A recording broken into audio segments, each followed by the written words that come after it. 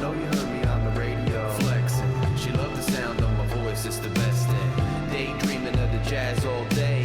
Pick up the phone late night with Larry K. I know you heard me on the radio. Flexing, she loved the sound of my voice, it's the best thing.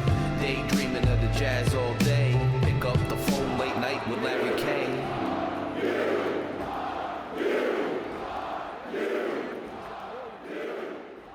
Night Watch listeners, Scarlet Knights fans, welcome to another episode of Night Watch. I am your host, Larry K., and we are still doing a post-mortem on the Rutgers men's basketball season that many have considered to be a huge disappointment, which I don't think many people would debate at this point.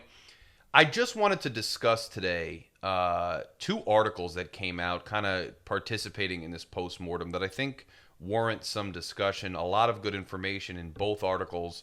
One article was by Brian Fonseca entitled 5-Star Flop. The other one from Jerry Carino, Fonseca obviously of NJ.com, the Star Ledger, Jerry Carino of the Asbury Park Press, and Carino's article was titled Rutgers Basketball, What Went Wrong in 24-25 and What Has to Be Addressed. And both these articles bring up a lot of really good points, and I think we should discuss some of them. I have seen out there in the message board sphere and just generally across Rutgers message boards and in discussion forums. And this is to be expected because this seems to be the primary focus everywhere you go when you talk about college athletics right now, and for good reason. There is such a focus on NIL when it comes to both these articles and when it comes to what people have gleaned from these articles and what people want to discuss regarding Rutgers. The complete emphasis seems to be on NIL spending and the lack thereof, and there's a debate. Does Rutgers, do their fans need to dig deep into their pockets? Does Rutgers need to tax, season ticket holders? Do they need to up student fees to pay student athletes for NIL because Rutgers is so vastly behind in NIL, and that feeds into a narrative about Steve Peichel and the job he did this year with roster construction and coaching and personnel decisions and offensive philosophy or lack thereof, and the way he approached the season with the 2 5-stars. And it's taking over this world mind of its own where this is becoming completely focused simply on NIL. Rutgers was so far behind on NIL that they just couldn't put a viable team on the court around Ace Bailey and Dylan Harper, and it's taking over, all the air out of the room. So I wanted to break down some things that we saw from these articles that we could glean from. So Fonseca opens his article discussing the fact that when Steve Peichel got the commitment initially from Ace Bailey, and subsequently, obviously, he got the commitment from Dylan Harper, although a lot of people knew that Dylan Harper would be a commit for quite some time. Steve Peichel tried right away, and there was a meeting at the Rutgers Club that Fonseca references, trying to let people know that NIL was here to stay and that in order to have the best team possible, they were going to need to donate, and he was going to need NIL donations, and there was no way around that. And Fonseca specifically points out the fact that, and I won't go into specific details because it's behind a paywall. You got to go to NJ.com and sign up there. And by the way, both articles, but Fonseca's in particular, the research done, the quotes he got, just very, very good journalism and reporting. If you really want to know kind of the ins and outs and behind the scenes of what was going on in the athletic department regarding NIL, I suggest you check it out. But he goes through a lot of specific information and things about what was going on in the athletic department. But long story short, essentially, and both articles say this, and this has been kind of the smoke for a while, that Pat Hobbs was not doing enough to facilitate NIL. That Pat Hobbs was essentially ignoring some of the collectives, that Pat Hobbs was not courting new people to donate, and that he was really sitting on his hands by and large when it came to NIL for basketball. And while Schiano was going out there to his own personal Rolodex, and Schiano was raising money on his own with a lot of people who apparently really didn't have a lot of affiliation with Rutgers, Steve Peichel struggled to do that. He didn't have the same Rolodex. He didn't have the same network, or maybe just is a different person in general and wasn't as, adept at getting those donations. And he says that because Steve Peichel was at a loss when it comes to procuring NIL, he was at a vast disadvantage when guys were leaving our system, specifically Mawat Mag, Cliff Amori. He couldn't retain guys, and when it came time to woo guys like Jaden Jones, like Matalako, he had trouble getting them. Now, if you read about Matalako wanted to go to Notre Dame. He's a legacy at Notre Dame. I don't know how much NIL really played into that. Everything, if you remember back before NIL, every time a kid didn't go to Rutgers, there was always some muttering about some uncle with a bag and a bag man, and maybe that was true sometimes. Maybe sometimes it wasn't. And you're going to hear the same now. It's always, well, they have NIL. And sometimes there's other factors that play into recruitments. It's not just NIL. I mean, just look at Bailey and Harper, right? But long story short, a lot of what's discussed at the beginning of both these articles, and that seems to be all anybody's running with, is that we didn't have enough NIL, we got to get more NIL, and that was our biggest problem. But if you look at Fonseca's article, he links to Jason Belzer's Twitter, and he discusses Jason Belzer, how Belzer is an NIL expert, how he could have been tapped by the athletic department for some guidance, and he was not. And he links specifically to a Belzer graph to illustrate the point that Rutgers was vastly behind in NIL funds. But what's interesting is everybody's just saying, yeah, he was way behind on NIL funds. He couldn't do anything. If you look at Belzer's actual graph, and you look at, he breaks it down by conference, and he has high majors, then, low majors, then mid, he goes all the way down by caliber of conference, and within each conference he gives the 90th percentile of spending, he gives the 10th percentile on the low end of spending, and he gives the median percentile. And Fonseca reports that Rutgers had about $1.5 million in NIL funds. $1.5 million, and that is supposedly, amongst most of the conversation taking place right now, way at the low end of the spectrum, and that's why Rutgers just couldn't compete. Rutgers couldn't even get a tournament berth. Rutgers was vastly ill-equipped and wound up with a losing overall record in the regular season, a losing record in the Big Ten, lost to teams like Kennesaw State, blah, blah, blah, blah, blah. The failures of the season are because Rutgers didn't have the money. But if you look at Belzer's graph, the 90th percentile of NIL funds in the high majors was $3 million. Well, 90th percent and up, $3 million. The 10th percentile, so the lowest 10%, is $500,000. $500,000 at the lowest 10%. The median, which means if you have a median here and such a high 90th and such a low, 10th, the median, a lot of teams spent clearly below. The median here is $1,250,000. That's the median of high majors. High major median is $1,250,000. Rutgers had $1.5 million. So Rutgers was on the upper half of NIL funds. $1.5 million, the upper half. Now, it wasn't at the $3 million level, which was the 90th percentile, but it certainly wasn't at the $500,000 10th percentile, and the median was $1.25 million. Rutgers was at $1.5, so by $250,000, which is probably a player, Rutgers was above the median, not just overall, above the median in high major conferences with NIL funds this year. And then you say, well, Larry, sure, they were above the median, but they weren't in the top 10%. They weren't 90th percentile. Teams were spending $3 million. Well, then you look at a team like Indiana, which Fonseca points out, Indiana had about $5 million in NIL. Indiana had an absolutely terrible season. They switched head coaches. They had a huge disappointing season. And I'm just saying that the conversation is going so far in the way of, well, we just need NIL. We didn't have NIL. It's not Pike's fault. Fans got to do better. We got to do better, need NIL. All those things are true that we need to do better with NIL if we really want to compete at the highest of levels. And we are nowhere near competing at the highest of levels.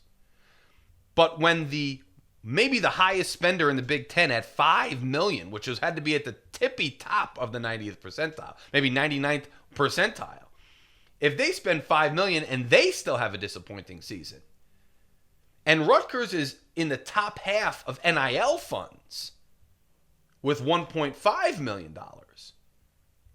And the biggest blunder from Rutgers is not even getting a tournament berth. It's one thing if Rutgers got a tournament berth and lost in the first round and fans are mad, they want to compete for Final Fours, and you say, well, you can't compete for Final Fours unless you're in the 90th percentile. You're half of the 90th percentile. You got to do better on NIL if you want to compete for Final Fours. I think we all agree on that. But Rutgers fans were simply asking for a tournament berth. To not be a bubble team in the last month for the Big Ten tournament. Rutgers fans were asking for some success. Now, this is Fonseca, as he reports, this is the first team in the one-and-done era with this much talent on the roster to not even get a tournament berth. Rutgers had money in the top half of the high majors as far as NIL. And they couldn't even get a tournament berth. And the team was 99th percentile, at least of the Big Ten, maybe not high majors in general, with the Big Ten, also had a terrible season. So it's not all money. If Rutgers was in the bottom 10%, or Rutgers was even in the bottom half, there might be an argument that money is the reason Rutgers simply had an overall losing record and couldn't make the tournament. But losses to Kennesaw State, losses to Princeton, absolutely inept offense at times, almost all season an inept defense, except for a few games. A lack of getting down to a decent rotation that had some coherence by midseason at least. All these things have nothing to do with NIL. And so the focus exclusively on NIL, I think, is way overblown here based on some of the reporting we're getting postseason, post-mortem. And now, I understand that both articles do talk quite a bit about NIL, and the fact that Rutgers did not have and does not really have a dedicated GM type person who's managing the roster, the spending, and we still, as Aaron Brightman has rightly pointed out, we are a rudderless ship that doesn't have a president, doesn't have an athletic director, and so even getting somebody like that in the athletic department is a while away, given the fact that we just don't have any pieces in place to run a coherent organization. That's all valid. And the fact that NIL was a problem is valid. But I just want to point out that when you look at the actual figures as cited in the reporting, it's not as, I don't think, the most prevalent factor, or at least an independent prevalent factor, even if it's one of several factors, that is the main thing that warrants discussion with this current failure of a season. Now, it's interesting, though, because when you look at the $1.5 million figure and then you think about it a little bit further in terms of not just raw numbers, right? But the actual day-to-day practical considerations for not having an NIL infrastructure in place with the athletic department, it does open your eyes a little bit more. You look at Carino's article when he's discussing fundraising and NIL management, specifically with Coach Peichel. And Fonseca discusses this too. Peichel, because he didn't have the support and he didn't have the fundraising, he had to go out and find creative ways to make money. And so when they reached that $1.5 million threshold, which was in the upper half of high major conferences, according to Belzer's statistics, in order to get there, he had to divert a lot of his attention away from coaching. And he also had to find ways to get the money where, $1 million came from the Vegas tournament. Now, I don't think the Vegas tournament was a negative, right? You lose to two good teams, ranked teams, fighting till the end. You get good experience. You beat a not good team in Notre Dame in double overtime. You get experience. You get experience against other high major teams early in the season. They don't destroy your resume. You came close to winning one of those games. If you win one or two of those games, your resume is actually pretty good because it's a neutral court at that point. And so playing that tournament wasn't necessarily a bad thing. The Kennesaw State schedule was a huge mishap in my opinion, as that was, you know, everybody, all indications are that was kind of a nod to Ace Bailey to go play that game, but they were playing that game on the way to the Vegas tournament. They were looking ahead to that tournament. They were cocky after some of the other games maybe, and that was a huge blunder on the road against them, and the way that they kind of exposed Rutgers followed us the rest of the season. That was a Pikel thing. But then the game in Newark against Princeton netted significant money. And so you start looking at some of the scheduling decisions. A lot of people couldn't stand the Princeton game. And from what I understand, the Princeton game, Princeton was scheduled because another team backed out for the Prudential Center game that was supposed to occur. And that's money, right? So Rutgers and Steve Pikel did, if you want to talk about NIL, they did need to try to scramble to find other sources of raising money. And some of that affected the way that Rutgers built its schedule. So if you want to blame Steve Pikel for his scheduling mishaps or criticize his scheduling, some of that scheduling, at least some of it, was because out of necessity, because he had to build NIL funds, right? And so that is an issue. Now, here's the thing, and this is where Fonseca really starts getting into more of the nitty-gritty. And Carino does it at the end when Carino starts discussing, you know, what has to be done going forward, right? Fonseca points out that when Pikel went out and the guys he assembled, yes, they were kind of bargain bin guys, right? But because they were from lower conferences. But they were good at their lower level of playing. And based on what NIL you have to do the best you can with the money that you're spending, right? And when you have money in the not no money, above the median money, you have to allot that money properly across your roster.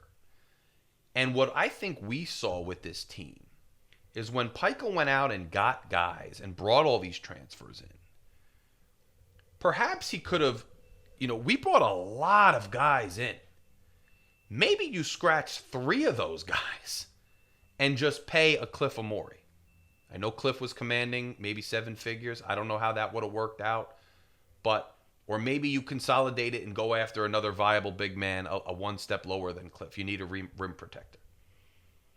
Maybe you consolidate 2 of those guys into more of a refined defender with experience from a lower level, rather than, a guy who can shoot, or you think can shoot because he can, spot up and shoot when he's got an open, quick look at a lower level. Maybe you go after a guy who's a little more proven as a gritty defender, and you spend 2 of those salaries that you spent maybe on a PJ Hayes and a Zach Martini. Maybe you spend that on a guy who's more of a proven defender. With the money that Pikel had, I still think it's fair to say that the way he spent that money and a lot of that money across the roster was, is open to criticism. Because the raw figure of how much money he had is not woefully at the bottom of the teams he was competing against. So how that money was allotted, that leaves something to be desired. And when you're looking at the article specifically mentions, Duke, and how Duke was able to surround Cooper Flagg with some more refined, disciplined defenders and people who fit the overall fabric of that roster, whereas Rutgers was surrounding Ace and Dylan with a ragtag group with no real philosophy on how these guys are going to fit in. Jordan Durkak comes from a system where he's playing primarily zone, and Steve Pikel wants to run a man pressure defense. That alone is a red flag. Now, there was some bad luck, too, right? They point out that Cooper Flagg didn't have to battle an illness the way that Dylan Harper did, and then the ankle injury, which cost some games and cost some experience.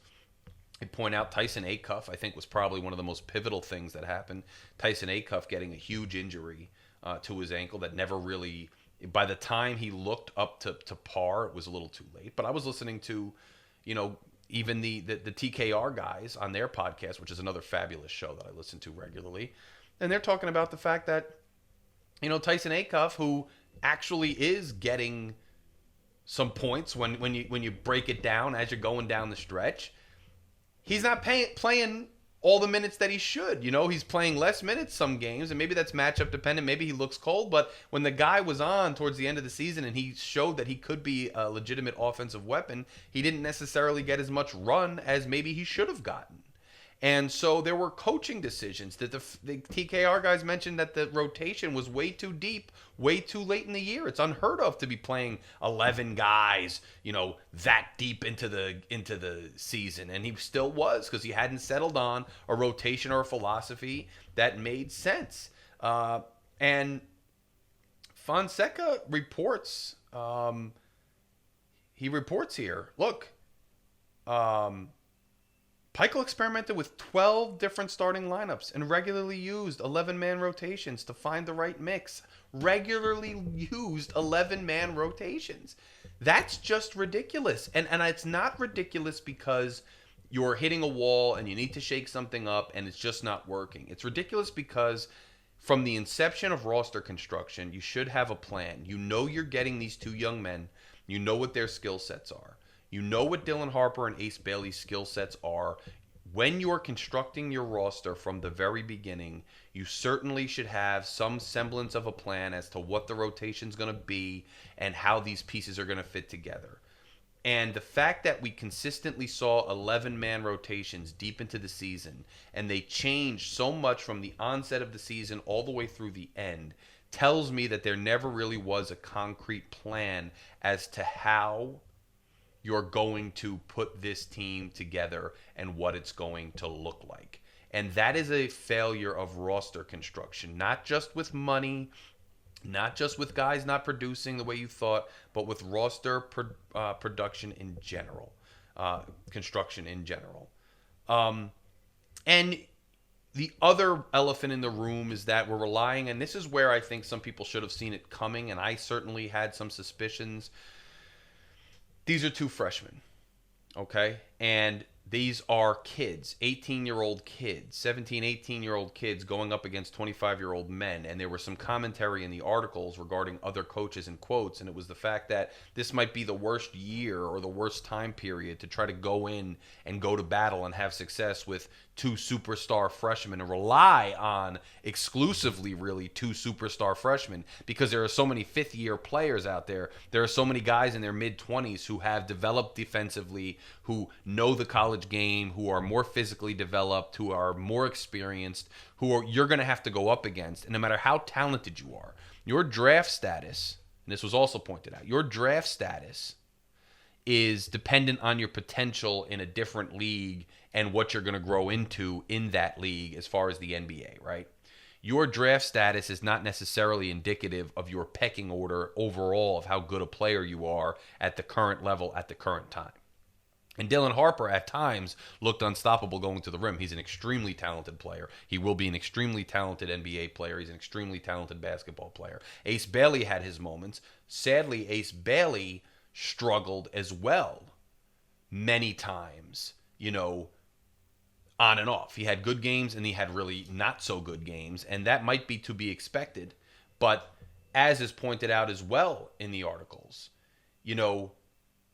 guys like Lathan Somerville, rather than being coached or rather than listening to the coaching or whatever occurred, rather than having a guy like him take it to the hole, take it to the rim, get tough down low and have higher percentage shots, he settled regularly for shots well out, a few feet away. And sometimes it looked pretty and he looked graceful doing it, but that's not what you should be trying to get out of a guy like that the most. And Fonseca breaks down a really nice chart. If you go to the article and check it out, of the percentages that Rutgers had and how many shots they took from what parts of the floor, and it was just abysmal. It just seems like Steve Peichel, a defensive-minded coach who had spent years developing guys over the course of several years, first coaching them up individually on defense and then coaching them up as a team on defense, went all out just trying to plug holes in a roster with offensive firepower and not much semblance of an idea of how he was going to employ those skill sets in an offensive system, knowing or should know that he struggles sometimes with offensive systems and getting the most out of guys offensively. So you are recruiting against your strength, which is defense. You're recruiting totally on offense.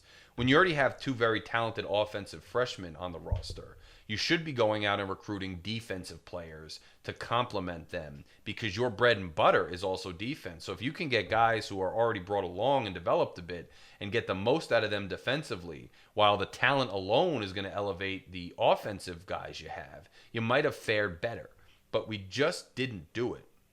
And it's really a problem. And I think it's not just NIL, but it's the way the roster was constructed at the beginning, the way the pieces were employed, the way they were used, the way that they were, rotated, and all of those things contributed to this failure. Now, Steve Peichel was clearly flustered, dropping F-bombs, as Fonseca points out, everybody knows, after the buzzer beater loss to Michigan, refusing to talk to the media after losing to Purdue by 29.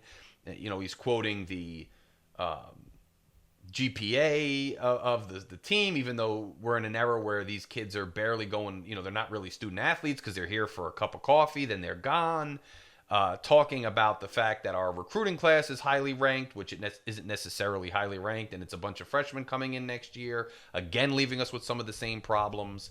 And it just seemed to sum all that up, and you could glean it from both these articles. I know it opens with NIL and the athletic department dysfunction, and that's a big part of it.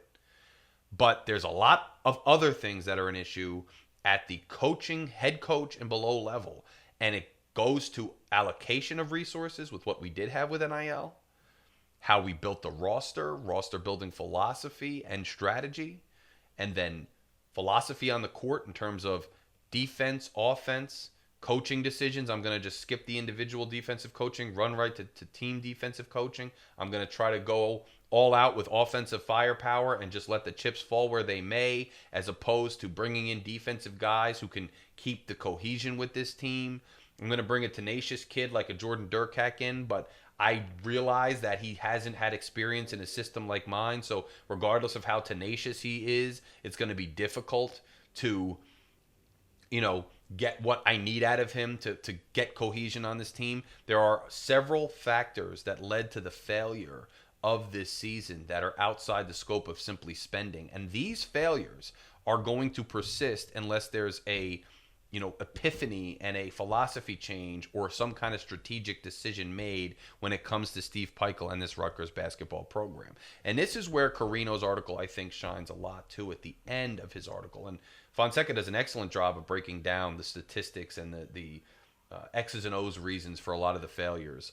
And Carino, kind of on a big picture analysis, lays out the fact, and this is what I've been saying, and I said this on a few videos ago, and anybody who follows the team, it's not rocket science, kind of should know this. This program, with the limitations on NIL that it has right now, with a coach who specializes in the development of players over several seasons and is a defensive-minded coach, with the fact that they're really not going to get, they're definitely not going to get another tandem out of the high school ranks like they did this year for the foreseeable future or ever, and are likely going to be, shut out of the top offensive talent coming in the transfer portal most years, has to figure out how to succeed. Now, part of that, yes, is getting an athletic department infrastructure in there to manage NIL and to get a GM figure in there to allocate NIL properly and strategically to do the best things possible. But the head coach has to be on board with that. GMs and head coaches in the pro level, they're always talking. Steve Peichel needs to understand that just loading up on offensive firepower every year because you don't have time to coach them up defensively is not going to be a winning formula for you, because you are not a very innovative and exceptional offensive-minded coach. You're an extremely exceptional defensive-minded coach. You can bring in an offensive-minded assistant who's going to, if he's a prodigy or just a really experienced veteran, maybe he gets the most out of the guys you have every year. And maybe you need to do that in addition to the following. And Carino points it out. Go out and get the guy who's fighting for a loose ball no matter what it takes. And that's what Peichel went out and did when he recruited Jacob Young in the transfer portal, when he recruited Cam Spencer in the transfer portal. Cam Spencer, absolute offensive force when it came to shooting and clutch shots and those things. But he was also a guy who was on the floor going after loose balls, who had a ton of steals as well, who was a defensive force to be reckoned with as well. Akwazi Yeboah, he also mentioned, similar player. Steve's got to get back to his roots, whether we're talking about recruiting or the transfer portal. His best transfer portal hits were also these guys that had the tenacity and love for the game. Now, a Jordan Durkak is that kind of guy, maybe, but you have to coach him to play within himself on offense and spend the time with him over 2 seasons at least, coaching him up defensively to do what you want to do. You have to go out there and recruit guys who have some semblance of some experience in the type of system you want to run, who have that raw desire and love for basketball and the tenacity to want to play relentless defense. And you need to spend your NIL, and the NIL that you do have, you need to allocate to keeping those guys on the roster so that as you develop them and as they learn your culture and as they learn your system, you keep them instead of losing them. Losing Mawot Mag, losing Cliff Amori was difficult for the team. And when you're trying to go out and spend on offensive players and you can't spend money to retain those guys that have been developed defensively within your system, you're never going to have a product that's going to succeed based on your coaching philosophy and program building philosophy in this modern era. So you've got to allocate your money to retention. You've got to put an athletic director and system in place. Yes, that gives you more money, fundraises better, allocates the money better, but then you've got to adjust your philosophy to, I am focused on recruiting the most tenacious, most engaged guys possible that want to play defense in my system. And I am going to spend money to retain those guys and keep them in this system. And we are going to go out there and we are going to compete. And don't tell me that you can't do it because you don't have the money. You got to raise more money, and you do have money. And it's part of the game, and you're never going to keep a guy for 4 and 5 years probably. And that's sad. I mean, me as a fan personally, and just as a general abstract commentary, I can't stand the fact that we're paying these kids, 7 figures for 1 season, and they're barely students. They're barely student athletes. Why are they Rutgers players at that point? Why do we have the name Rutgers as a university on the jersey if they're quasi-pro players who are barely going to school? Go to school. But that's a separate thing. That's a separate complaint that I have that I'll talk about on another show dedicated to philosophical musings. But for right now,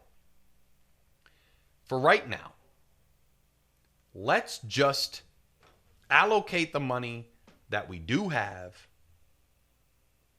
to the players. And we're never going to have them for 5 years. We're never going to have them for 4 years. But if we can get them for 2 years, 3 years, hopefully 3 years, develop them, coach them up the way you used to do individually, then as a team defensively, spend the money on retention, and go out and get the guys with the most tenacity who want to get on that ball for loose balls instead of just guys who have good shooting ability that, at a lower level, or look like they can run the floor at a lower level, but you really don't know what to do with them. You've got to get back to those roots, and that may succeed or it may not, right? Because the world has changed. The league, college basketball has changed. This is not a place that is conducive to Steve Peichel's philosophy, no matter how you slice it. This is all going to be an adaptation. How do you adapt as best you can within the cards you're dealt? And somebody mentioned this too. I don't remember which show it was. I don't remember if it was Brightman or the Rutgers ran, or if it was DKR. I don't remember. Somebody mentioned that, that's what Schiano says. You either, you can't change something, then you got to change the way you think about it. That's what Schiano always says. And if you can't change NIL, you can't change the way the transfer portal works right now, well, Steve's got to change the way he thinks about it, the way he approaches it. Greg Schiano has done that. He's adapted to a point where, hey, I got to fundraise. I got to develop, but I'm going to spend my money primarily on retention. I'm going to fill some holes in the transfer portal. I'm going to recruit a certain type of personality, a certain type of player who's going to have that tenacity, dedication, and loyalty, and I'm going to reward him with retention. And Steve Peichel's got to kind of adapt, in my opinion, to that type of philosophy. I'm going to recruit a certain type of player who's going to, have that loyalty, have that tenacity, buy into this system, and then reward him with retention. And it may work, it may not, because you still don't have the 5 years that Steve is used to coach these kids up defensively. You have an AAU culture and then an NBA culture where defense is not emphasized as much. And if guys are coming in and they're uber talented, or they're looking to get the biggest paycheck they can and jump conferences and jump teams, it's going to be difficult to retain them. It's going to be difficult to find these diamond in the rough, tenacious defensive players. But that's simply got to be what Steve does. And he's either going to make some hybrid way to succeed, or he's not. Now, remember, back when they were succeeding earlier in Steve's tenure at Rutgers, yeah, they didn't. It's just like now. There was an inequity of riches, right? Now we don't have as much NIL as the top 10% of programs. But guess what? When we were making the tournament and looked formidable and could take anybody at the rack, and everybody was scared to come to the rack, we weren't in the top 10 percentile of recruiting riches. We weren't in the top 10 with getting guys to come here or talent on paper. But we still managed to compete and have respectable seasons and be exciting and be the next thing in college basketball, because we employed certain philosophies that took on the big boys. And that doesn't have to change now, right? That doesn't have to change just because the landscape has changed. We're still not in the top 10% of spending with NIL. We don't have the embarrassment of riches of the big boys, but we never did. We can still challenge them. We can be the one team out there spending money on retention and recruiting gritty players who want to jump on the floor and go crazy on full court press, and we can take it to you that way. We can be that rough and tumble guy in the Big Ten that's going to take it to you that way. And when you come to our home gym, we're gonna flex on you that way. We can be that guy without that money. Indiana had all the money in the world. They weren't that guy. We could do this, okay? And it's happened before, even before NIL. So that's what's got to happen. Now, this was my 2 cents based on these really excellent articles that recently came out doing a post-mortem of the season. I've done a post-mortem. This is another post-mortem. We're going to continue to talk about this, but we're also going to monitor transfers. We're going to monitor the team going forward. We're going to monitor the hiring of the president, the hiring of the AD, the hiring of a GM. And we're going to talk football, guys, because that's coming up soon. Spring ball on the horizon. I hope to see a lot of you guys at the spring game. I'm excited about it. Let's get back ready for the football season. Tough schedule coming up, but a lot of interesting pieces on the roster. You got to be excited. Plus, you have the NFL draft, and you expect some of our guys to go. This could be our first real decent haul since Shiano got back. It's exciting. So keep it locked here to Night Watch. And guys, remember, we are also available as an audio-only podcast on every major podcast platform. So while you're driving around, commuting in the office, type in Night Watch Larry K into Google or into your favorite podcast platform. Listen on their audio. If you're listening on the audio version, stop by the YouTube channel, Night Watch with Larry K. Click subscribe. We are edging ever so close to 1,000 subscribers. That's what we're looking for. Let's get to 1,000 subscribers before football season. Click the subscribe button. It's right here. Just click it. And I will talk to all you guys very soon. Even though it's tough, go Knights.